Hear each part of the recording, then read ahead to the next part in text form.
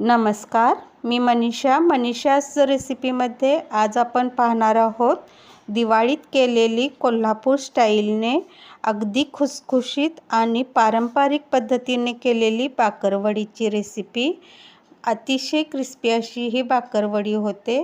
पहा, आत बाकरही छान भरलेला आहे आणि अगदी आतपर्यंत खुसखुशीत असणारी बाकरवडीची रेसिपी। चला तर सुरू करूया बाकरवडीची रेसिपी। वरील पारीसाठी इथे मी 2 कप मैदा घेतलेला आहे आणि 1 कप बेसन इथं घेऊया।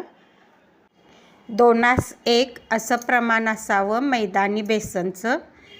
1 टीस्पून इथं ओवा घेतलेला आहे, थोडंसं मीठ, चवीपुरतं मीठ आणि इथं 1.5 चमचा लाल तिखट घेतलेला आहे। सगळं छान मिक्स करून घेऊया। सगळं एकत्रित केल्यानंतर 1 टेबलस्पून कडकडीत तेलाचं मोहन इथं घालायचं आहे आणि मोहन सगळ्या पिठाला छान चोळून घ्यायचं आहे आणि थोडं पाणी घालून घट्टसर असा गोळा मळून पिठाचा घ्यायचा आहे। जास्त पातळ मळायचं नाही पीठ। आपण पुरीला जसं घट्ट कणिक मळतो तसंच इथं पीठ छान मळून घ्यायचं आहे। आता याला रेस्टसाठी 10 मिनिटं ठेवूया। तोपर्यंत आपण आतील बाकर म्हणजेच सारण तयार करून घेऊया। पारंपरिक पद्धतीत असं खोबऱ्यामध्ये सोललेला लसूण घालून किसून घ्यायचं आहे।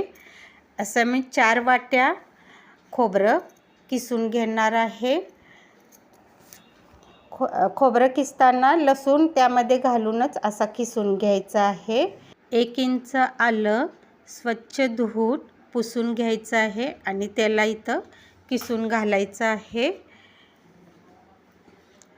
आल्याचा किस झाल्यानंतर 1.5 चमचा लाल तिखट मी इथं घातलेला आहे।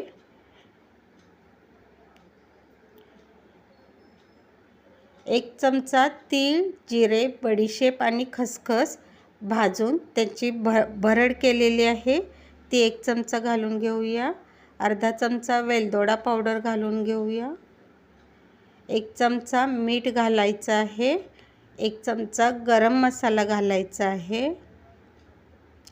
अर्धा चमचा हळद घालून घेऊया आणि भरपूर अशी कोथिंबीर स्वच्छ धुवून पुसून एकदम बारीक चिरून घेतलेली आहे। 1 चमचा पिठी साखर इथं घालायची आहे आणि आपलं सारण